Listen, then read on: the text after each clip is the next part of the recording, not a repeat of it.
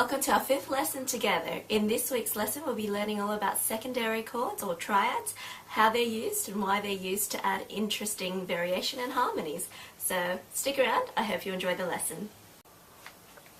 Okay, so here we are at lesson 5, secondary chords. Let's do a quick revision of how to make a secondary chord. We already know primary chords, so let's say I'm in C major. A primary chord is based on the first note.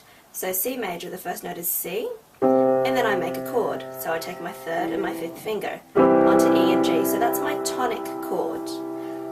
The next primary chord is the subdominant, so I have to count up 4 notes. 1, 2, 3, 4. I go to the F, and then I make my chord F, A, C. The other important chord is the dominant chord. This begins on the 5th note, so I just move 1 up, and then make the chord. Secondary chords are the other chords, so not the 1st, not the 4th, not the 5th.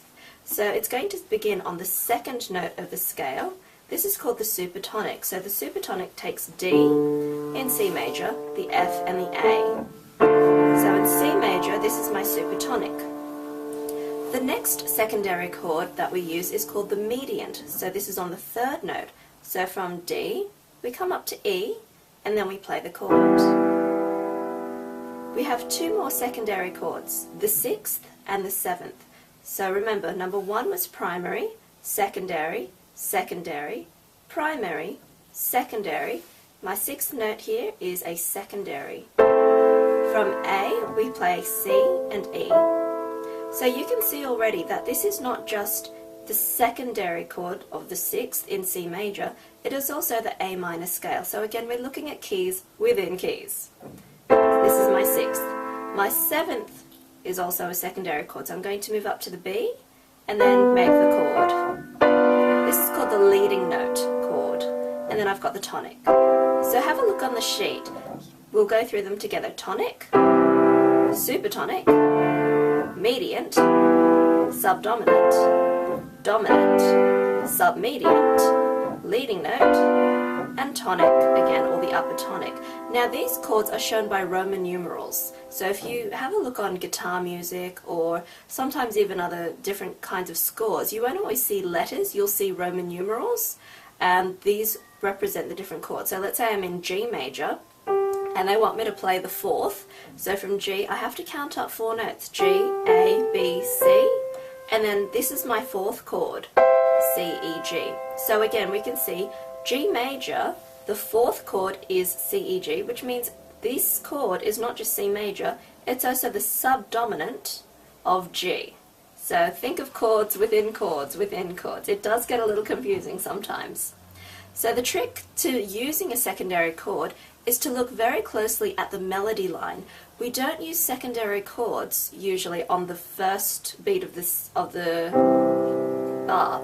We'd use it more to fill in the different harmonies. So if we take a look at Happy Birthday again, so our melody is this. That's the opening phrase. We can see that we begin with the C. Now in F major, the tonic chord has the C, so that tells me I can use the tonic chord to open. But just to vary it a little, instead of going F, A, C, I'm going to use a first inversion, which will sound like A, C, F, but I'm going to put that a little bit further down. So I'm going to do this. See how that still sounds good? If I were to use, see how I've got the D there? If I were to use my secondary chord of the 2nd on this D, it would sound like this. You can see it doesn't really sound complete, but if I do this, so I'm going to fool around with the chords, and I recommend that you do as well, because this is the only way you really get to experiment and be creative with music. So if I begin on the tonic and then move to the secondary chord, we know that's a secondary chord there to fill in the harmony. Now I'm going to move up to the 3rd, or the mediant. That sounds good because I'm resolving the F to the E, which is of the same chord down here. Back to the secondary chord. Now I'm going to come up to that mediant chord again with that B.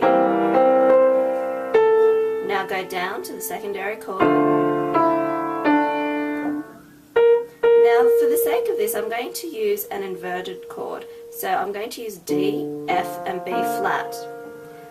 Now if I were to put that as a root chord, it would actually be the subdominant chord. So it's a primary chord, but I'm going to invert it. So it's D, F, B flat. Back to the tonic. Now to do a cadence ending of the G. So again, think of chords within chords. In F major, there is G is my second, but that's not going to be a cadence chord. So I have to think about what cadence chord will have the G. My answer lies in C major. The G is there. So I'm going to play a cadence chord here. And you can see it sounds good as an ending. So let's try that all together.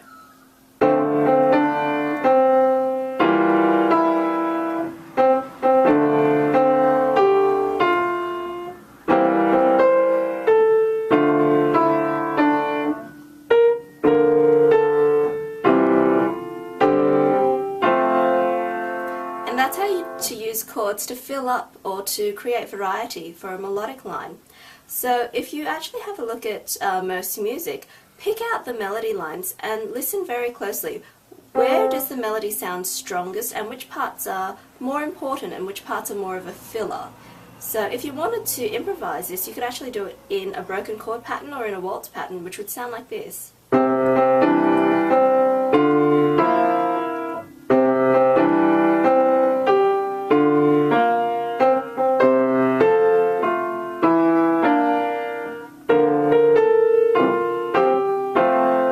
Again, there is no end to how many different ways you can alternate, harmonize or vary any particular tune. So I hope you enjoyed learning about the secondary chords, and I'll see you soon. Well, that was our lesson 5, all about secondary chords. I hope you did enjoy the lesson and that you now are able to make up a few more interesting tunes and things to support your melodies. So good luck, and I'll see you next time. Bye!